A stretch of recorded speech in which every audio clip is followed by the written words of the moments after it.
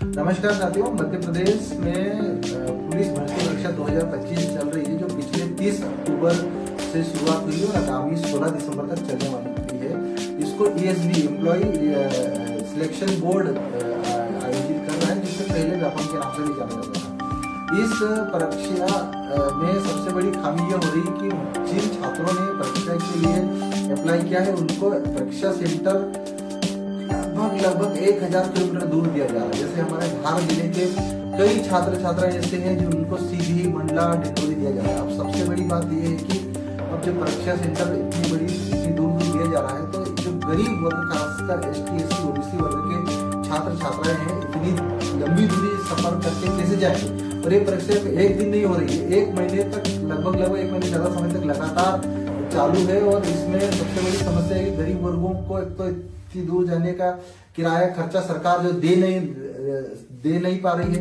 दूसरी चीज, परीक्षा ST, SC और OBC वर्ग से 500 रुपये प्रति छात्र स्टूडेंट से वसूल रही है, और सामान्य वर्ग से 700 रुपये। सरकार क्यों न इन गरीब बच्चों को इन बच्चों के साथ न्याय करते हुए इनके संभागीय स्तर में ही इनको सेंटर दिया जाना चाहिए। जैसे छिंदवाड़ा के छात्र छात्राओं को नीमच सेंटर दिया, तो ये कहीं न कहीं भारतीय जनता पार्टी की BJP सरकार छात्रों के साथ अन्याय कर रही है। आज गरीब वर्ग के छात्र से, मेरी विधानसभा क्षेत्र के कई छात्र छात्राओं को मेरे पास फोन आया कि सर, हम इतने दूर कैसे जाएं, तत्काल रिजर्वेशन होता नहीं है, और इतने कम समय में उनको जो परीक्षा सेंटर में पहुंचना है, कई छात्र छात्राएं समय पर सेंटर में नहीं पहुंच पा रहे।